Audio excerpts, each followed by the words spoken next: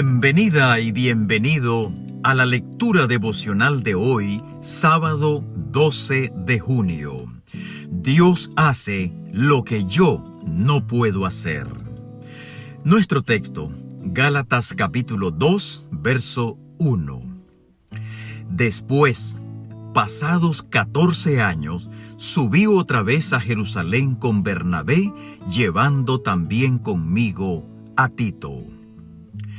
En el capítulo 2 de la epístola a los Gálatas, Pablo se refiere a un viaje a Jerusalén.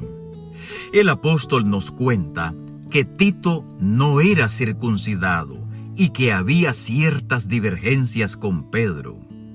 Finalmente, afirma que los justificados no viven en pecado. Pablo explica que no existen dos evangelios diferentes, uno para los circuncidados y otros para los no circuncidados. Como Pablo presenta en los capítulos 3 y 4, tanto judíos como gentiles son salvos por la fe y no por las obras de la ley. El mensaje para ambos grupos era el mismo. Solo difería la condición anterior de aquellos a quienes se les dio el mensaje. Nos encontramos con un Pablo que resistió a Pedro porque éste se había vuelto reprensible. ¿Qué había ocurrido?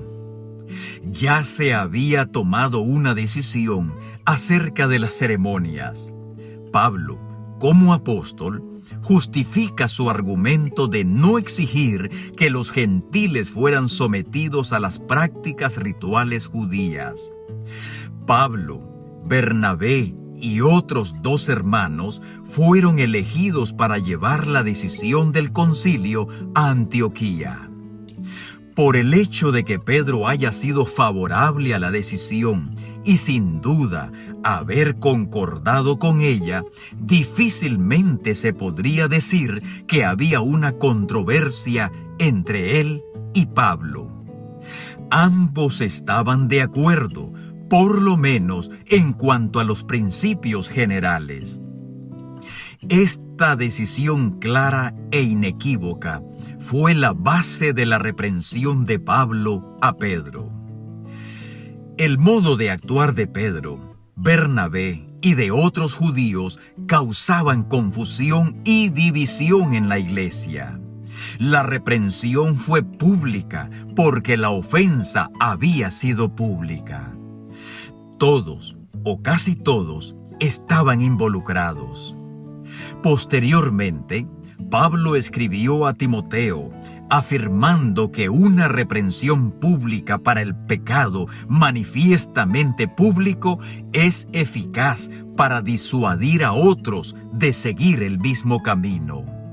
Ahora bien, hemos de tener en cuenta algo muy importante.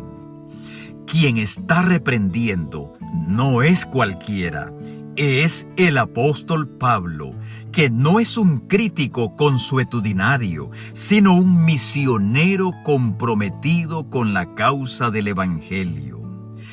¿Y cuál fue la actitud de Pedro?